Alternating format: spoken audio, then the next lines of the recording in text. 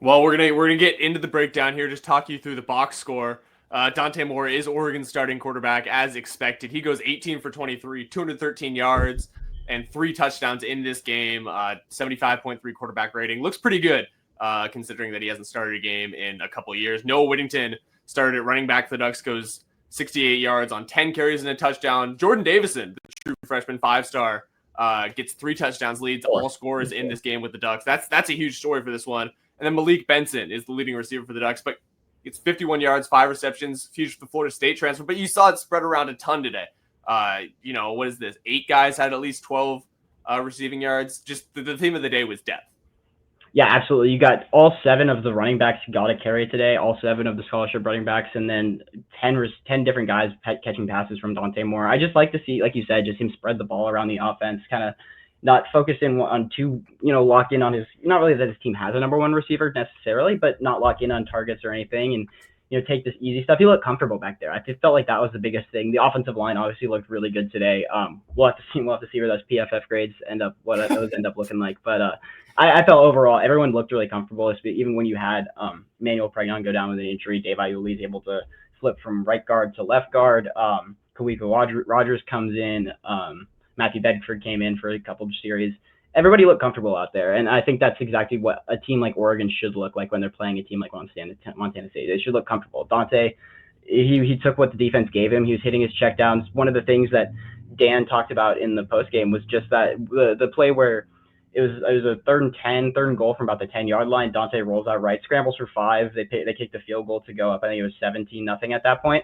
And he talked about how he was proud of Dante for that play, just to know that he didn't do anything reckless, didn't force anything, turn the ball over. And Dante said he's gotten cussed out enough times in practice that he kind of has that voice from Dan in the back of his head when he's on the scramble during those types of plays. Like, don't do anything stupid here. Take the easy yards. Continue to put yourself in a position to win, and that's exactly what he did today. It was like we kind of said we wanted to see. Is efficient, just spreading the ball around in a way that. Last season, Dylan Gabriel threw the ball, completed over 40 passes, 350 yards. Dante Moore didn't need to do that today because it wasn't a close game. He was out of there one drive in the second half. But if that game continued to go, I think his stat line would look really similar because he looked accurate. The arm you saw on the screen pass he threw to Gary Bryant for a touchdown. He goes a little sidearm action, just slings it out there. The screen passes were getting out there hot. You didn't have to use too much of the downfield passing attack just because the offense was rumbling so well. But overall, I felt really good about how this team looked across the board today. Yeah, and I mean, we were talking about that Idaho game. I turned to my friend who I was watching this game with when Dante decided to tuck and run the play Lanning was talking about, and I say, hey, Dylan Gabriel might have thrown that one and thrown a pick in the red zone last year. I saw him do it like 3 times, and that just tells me that he's learned. That he really did. That Dante Moore did really take advantage of sitting behind a guy like Dylan Gabriel, not only learning from all the experience he has, the most experienced quarterback in college football, but also learning from his mistakes he made, because there were some. And I felt like that was one that Dylan would have made last year, and Dante really didn't. John, I know you wrote about the running backs for this game for your media responsibilities. Let's just talk through those, because there was all 7 scholarship running backs used. And notably, Mekhi Hughes doesn't get time until the last minute of the first half. Where do Duck fans need to sit with that? I'm not sure yet. It's going to be interesting to see how that plays out going forward. I think there's definitely a chance that they felt like they didn't really need to use Mekhi Hughes quite yet, especially once Noah kind of started this game. I feel like there's kind of a respect level there with Noah Whittington. This is a guy that's been here as long as Dan Lanning has, even though he's a guy that transferred in. He's now his 6th year in college football, having played at Western Kentucky before. He transfers in because of the injury redshirt that he got after tearing his ACL in that Colorado game as his 2nd year at Oregon. He's 4 years at Oregon. It's just a lot of time within this program. And I feel like Dan, Will Stein, this entire coaching staff really trusts Noah Whittington. And they talked about it's just the work that he's put in time year after year, time after time. And like I saw you talking about too on Twitter, he looks explosive and back to the way he kind of was before that injury. Just first play from scrimmage, they hand it to him going left on an outside zone. And that's just a veteran play to be able to kind of read his block, see that the cutback lane is there, and he takes it. I thought, honestly, for a second, he could have been gone for that first play. He takes it for 35 yards and sets up the Oregon is instantly into Montana State territory. Then you can continue to rumble the ball from there.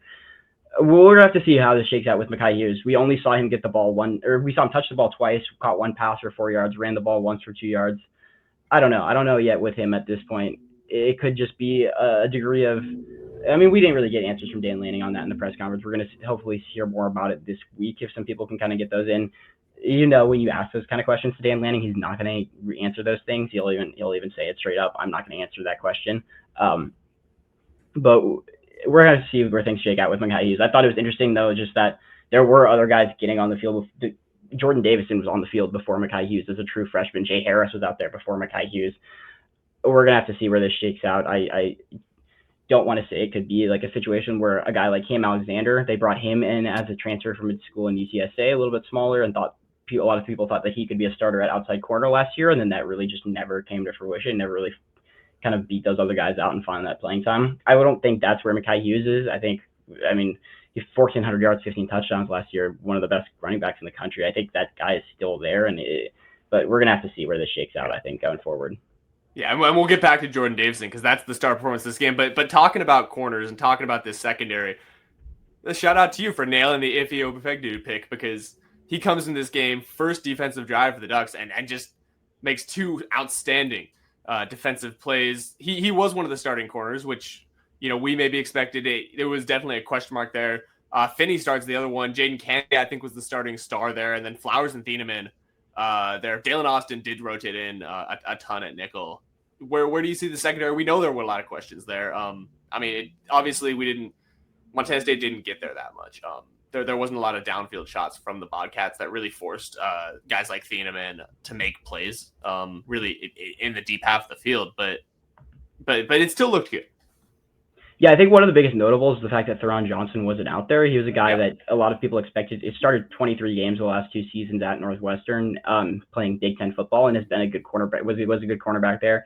We didn't expect to see him on the unavailable list, and he was out there in pregame warmups, had a wrap on his knee, was looking like even though he was listed as out for the game, it looked almost as if he would have been like a questionable type of guy, and was kind of trying to figure out where he was at. He was doing a bunch of stuff during the initial warmups before everyone came up with their jerseys on, and then when they do come back out, he came out in uniform, didn't play at all because he was listed as out on that availability report. But I think he's a guy that probably would have been out there starting at corner. I think it probably would have been him and Obadegu. I think, I've been saying, everybody's been saying, Ife Obadegu has been getting some of the most attention out of anybody throughout training camp. He's been getting hyped up by his teammates, by his coaches, and like you said, we saw it on the field today with some really nice plays out there. It was a surprise to see Brandon Finney for sure get that other starting nod, and interesting enough too, Jaleel Florence only played on special teams. He might have gotten in there late in the game. I honestly didn't notice at cornerback by that point, but the initial rotation, it was Finney and Obadegu getting the reps on the outside, and then also rotating Sione Laulea got some reps out there. Naeem Offer, the other 5-star freshman that Oregon signed at cornerback, got reps at outside corner. But yeah, I was really impressed with what Finney did too, making some plays as a tackler, broke up a couple of passes. Just overall, I was impressed, and you could see it too. These are big dudes. I think Sione Laulea had a nice tackle out in the open space on Montana State's quarterback. I think this room was going to be doing just fine. And then when you look at the safety position, I thought it was good to see Thieneman didn't really play that much because he didn't really have to, especially once they were up. Yeah. He was out there the first couple series, and then they started rotating the other guys through. But I think I'd like to give a shout out to myself and the fact that Aaron Flowers was out there starting, and that's a guy that I've been saying that name since spring ball, since spring practices, since the spring game last year when he got run as a true freshman in that spring game. I think he worked well. He had some nice plays out there, and I liked the pairing of him and Thieneman. Kingston Lopa got out there as well, and then we saw some of Peyton Woodyard. But overall, I think the secondary group looks really nice, and they continue to rotate throughout the game. So it's really hard to know how those are going to shake out when you do get into a game like Penn State, where you're going to have your guys on the field at all times. But cool to see the rotation, and just throughout, at every level of defense, they were rotating. The defensive line was rotating a ton. Even the linebackers were rotating a ton. Like even guys like Gavin Nix had a huge hit on the Montana State quarterback. At one point, I was just laughing out there with Matt Prem from 24/7 Sports too.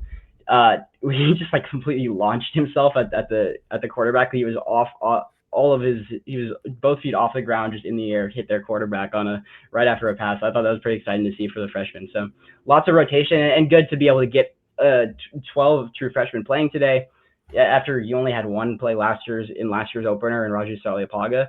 this is the opportunity to get those guys on the field early in the season, get them reps in college football, and because when you go to Penn State, they're not going to have that opportunity as much, and so get them those reps while you can, get them experience and make them feel more comfortable, so that if you do need those guys later down the line, if there unfortunately is an injury or something like that, they'll be ready to step up and they feel comfortable playing on the biggest stage in front of the fans at Autzen Stadium. Yeah, and I will tell you, when Thinman was in the game and when they rotated kind of into a single high shot, I really loved how guys like Lopa and Flowers looked coming downhill. There was a couple times they really laid hits on guys, and that's what excites me, because we talked about how great of a guy Thieneman is when he just can really roam over the top, but you need a guy who can come down inside, be the enforcer. I know we grew up watching a guy like Cam Chancellor do that. Yep. It's not that, but it's like I love when a guy can come down there, because we know guys like Betcher, guys like Jerry Mixon love to go hit guys, but when you have a guy who can really sit behind them and give them that security, it's fantastic. I was really excited about that. On the other side of the field, let's talk about these wide receivers, because this was maybe the biggest question mark of any position group, and there was a lot of rotation, but it looked pretty good. Like we expected, DeCorian Moore got the start, Gary Bryant got the start. That third spot we saw a little bit of rotation. Malik Benson, like we said, ended up as the leading receiver for this team. Where do we see? I know Jeremiah McClellan was out there on the first drive, which was a little bit of a surprise.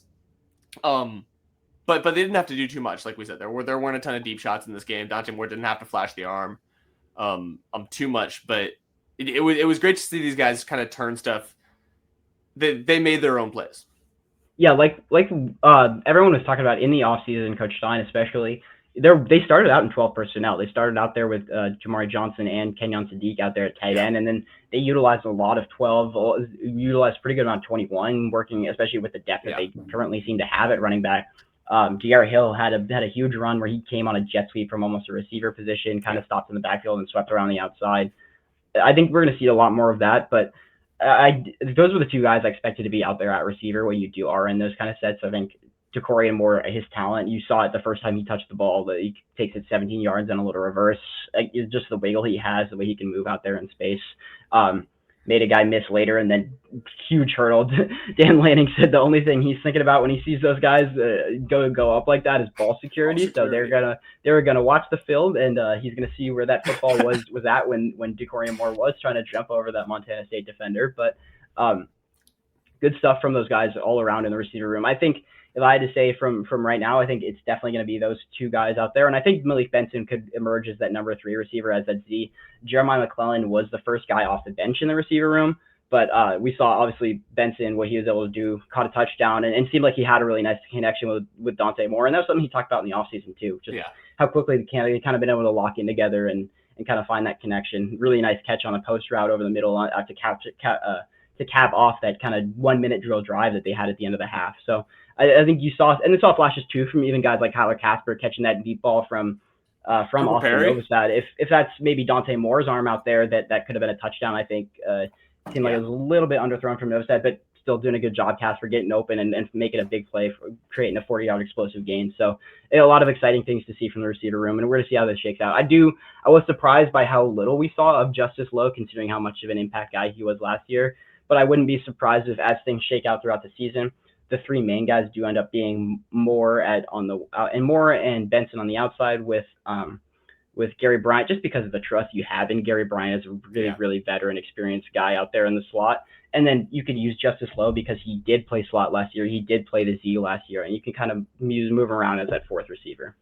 Yeah, and I mean, when you start to think about the season and how long it's going to be, you start to feel like this team is really insulated against injury. But just because the depth, even if it maybe doesn't have the top end talent of a guy like Tez Johnson, or a guy like Troy Franklin, you feel really insulated against it because the depth is so the level of skill is so consistent.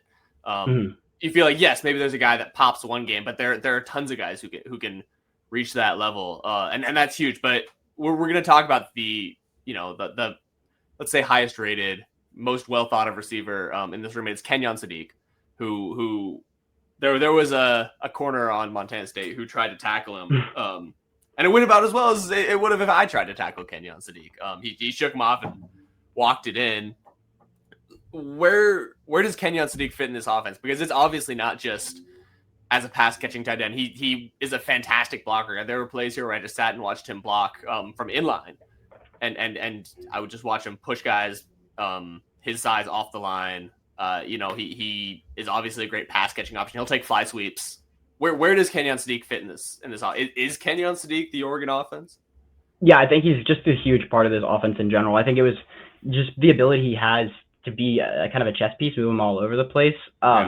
He's just a weapon out there, and Dan Lanning talked about in the press conference about how he gives you options to kind of do stuff. That first touchdown that he scored, he was lined up at X as the receiver. They ran a 13 personnel set with 3 tight ends and 1 receiver over on the other side, and then lined up Kenyon Sadiq on the outside, catches a button hook, makes one guy miss, and then breaks a tackle. All of a sudden, he's gone to the end zone just because of the speed he has. They used him on a fly sweep. Didn't get too many targets in the offense, but I think that's just because things were spreading around so much. I think when you see Dante Moore get into those kind of troublesome situations, I think you'll see him rely on a guy like Kenyon Sadiq a lot more. And then too, like you said, just the blocking. I think him and Jamari Johnson both looked really strong blocking today. The blocking across the board, the entire offensive line, the tight ends, all of those guys looked really good. But what you can do with Sadiq out there, he just changes things for an offense because he does open things up and allows you to, in a similar way to what the San Francisco 49ers have been so successful with on their team, where you have guys like Christian McCaffrey and George Kittle who you can move to the slot, get them to block. I think Sadiq kind of offers a similar type of thing where you come out in whatever personnel, but you don't know actually what formation the Ducks are going to line up in because you can put Sadiq out wide, you put him in the slot, put him in the backfield even. You use them all over the place. Awesome. I mean, there was another guy who had a pretty impressive block on this team. It was DeCorian Moore, but apparently he blocked the wrong guy. I heard that. What's the story there?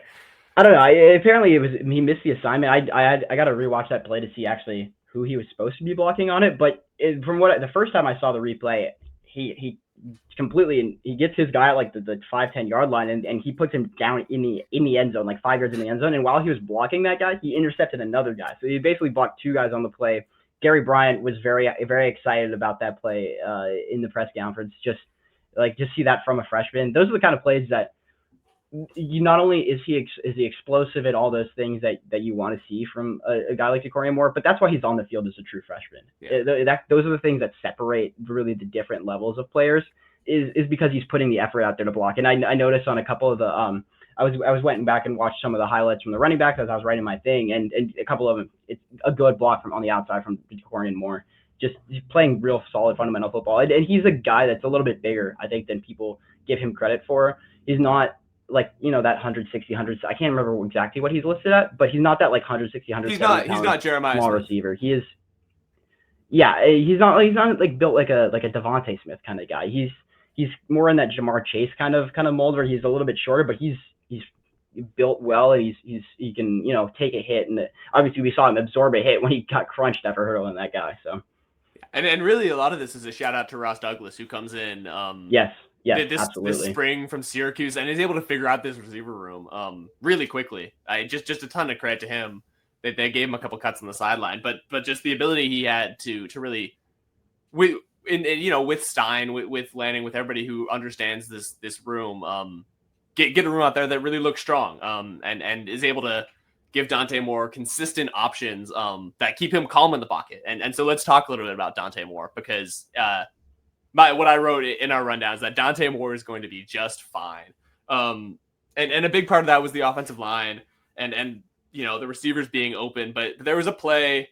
It was the first drive of the second half when he was still in. It's 3rd and 14 for the Ducks. And he has 2 guys to his left who are going to come and blitz. And he IDs it.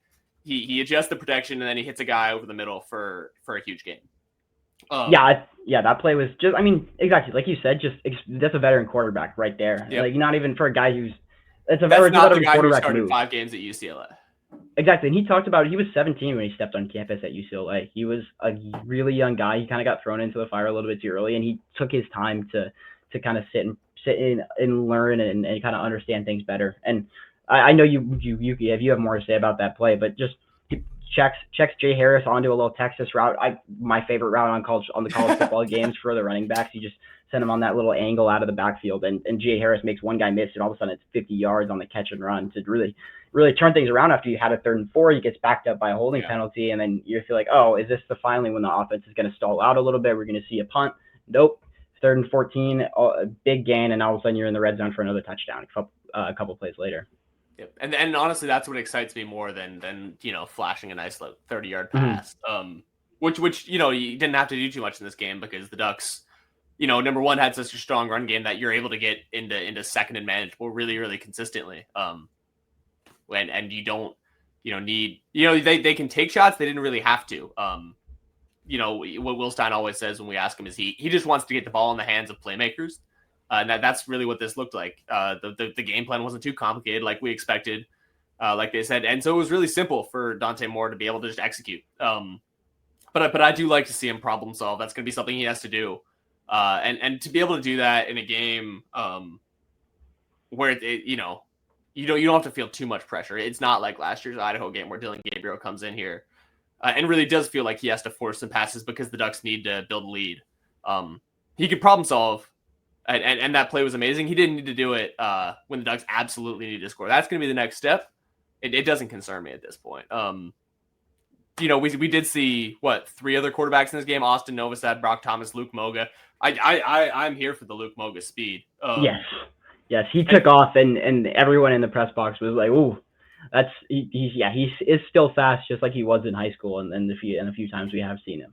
Yeah, and I know you mentioned the Austin Novosad throw to Kyler Casper that felt a little bit behind him. It does seem pretty obvious that Dante Moore is the best talent in this room, but if he goes down, the guys behind him look pretty good. I know we didn't see. Mm-hmm. Was Achilles Smith not dressed today? No, he came out late for warm up. Okay. They had the initial group come out, and then Achilles Smith came back out later. But I don't know. We'll see him at some point. True freshman. I'm not that worried about it right now. I think they had, you kind of saw when they're like lining up out there. They had kind of the guys set up the way they do. Like Dante Moore was taking snaps from Poncho. Austin Overstead was taking snaps from Charlie Pickard, and then you had. I want to say it was Ryder Hayes or Brock Thomas was the 4, and then Luke Mogan is the 3. And now that I'm on the spot, I can't remember which of the 2 quarterbacks was the 4, but I'd have to look at the jersey number because it was number 12. But yeah, I think they're going to be comfortable with where those guys are at. I feel like Dante Moore looked comfortable. That was the biggest thing to me. The offensive line, he wasn't under pressure really at all almost the entire time. The offensive line looked really good overall, I thought. Just in terms of just moving people in the run game and keeping Dante Moore out of situations you don't want him in. But yeah, just taking the stuff that the defense gave him, flashing that arm talent a couple of times here and there, but just being a smart quarterback. And like Will Stein has talked about and Dan Lanning has talked about all offseason, they want the quarterback to just operate the offense. That's the big thing. Don't put the ball in jeopardy and operate the offense, because this is an offense that, with just as talented as the skill players are, as good as the scheme is from Will Stein, it's going to move the football pretty well. Yeah, absolutely. And Dante really wasn't under pressure at all, and a lot of that was because this offensive line gels so well. Emmanuel Pregnon did leave in the first quarter with an injury. He came back, didn't play again. We didn't really expect him to play again. It's not a situation in which you want to risk him. I don't think we got an update from the coaching staff on him. The other thing was that Dave Ewley started over Matthew Bedford at right guard, which was interesting. It definitely was a possibility, like John and I were talking about before the show. But it was an interesting one to see because Matt Bedford transferred in really highly touted from Indiana, lost a year to injury, and then comes in and we felt like he was maybe going to take that starting spot at right guard. But Dave Ewley holds that spot. Where do you see this line? Yeah, I felt really good about the offensive line across the board. Isaiah World looked apart as a left tackle. Emmanuel Pregnon, when he was in there, was doing things well before he went down, unfortunately. But I thought it was good too to be able to see. You could tell they have trust and comfort with Dave Iuli out there, because when Pregnon does go down, they flip to get Iuli from right guard to left guard, and then we're bringing Bedford or Rogers or whoever in at right guard to just kind of supplement that. So I think Iuli is a guy, and we saw him too last year when Marcus Harper went down. He played heavily at guard in games like the Wisconsin game towards the end of last season. So I think he's a guy that this staff trusts, and I don't think it's a huge surprise. I think it's definitely a surprise to see him out there instead of Bedford. I think that was the expected starter, but I had seen reports and stuff like that in terms of people's two deeps that they were doing that Iuli could be an option for sure. I think he was going into where I was at. I thought he was the 6th lineman, and I think he pretty clearly established himself as one of those guys on the offensive line. Overall, I feel really good about what they did across the board, though. They were moving people the way they needed to, and Dante Moore gave credit to them too in terms of just what they did for the run game. They were creating wide gaps and giving a push off the line of scrimmage, just 2-3 yards, moving that defensive line back, and nobody's getting hit in the backfield really, and that's because of the offensive line. And it's important to note too, because yes, Montana State is an FCS team, but it's an FCS team that's really strong in the trenches. Not only are the Bobcats really good running the ball, they're consistently the best FCS team in rushing yards per game and all those stats you want to look at. But their defensive line is also really strong. They brought back a couple of really important guys, and to see the Ducks have no negative plays until they decide to kneel it down. In the fourth quarter is really impressive. We talk about like splash plays, but you look at consistency. And I think that's maybe the most important thing to see in these games. You can see a really strong rep, but if you see 5 really strong reps in a drive, that's what I want to see. Great. Absolutely. It's not like a perfect game, but like a perfect game in terms of you're not doing no turnovers, no negative plays, no turnovers on downs, just smart football across the board and sound football that results in every time you're out there, you're moving the ball forward and picking up chunks, picking up those first downs as you need to. It's because the ground game was moving so well. It's because Dante Moore looked comfortable in the pocket. Really impressed with what I saw from the offense and both sides of the ball throughout this game. Yeah, and going into this, we'll talk a little bit about this Montana State, the Oklahoma State game after the break here. But it just puts you in a good spot. You remember like how stressed out everybody in Eugene was after that Idaho game last year. It just feels a little bit calmer, right? And I think that's where you want to be in a year when there's so much turnover. You always felt like a guy like Dylan Gabriel was going to figure it out, like Jordan James was going to figure it out. Maybe if that game happens this year, the questions get even louder. I think it's good for these guys to be in a quieter environment. Certainly, I agree with what you said there in terms of if it had been something like last year with how many new pieces there are on this team and the way it's just so many guys who are making their first college football starts and making their first starts for the Ducks. If that had been, like you said, last year, you trusted eventually Dylan Gabriel to figure things out. If it had been like that this year, I think there would have been a lot of concerns, even more so than last year. So really, really solid for the program, for the team to be able to come out, put the type of game that you want to put together against a team like this. And when you do have teams like Alabama going down, the Ducks are going to be moving up in the rankings because this is what this team should look like, and they're kind of proving that they belong as one of those top five-ish teams in the country. Awesome.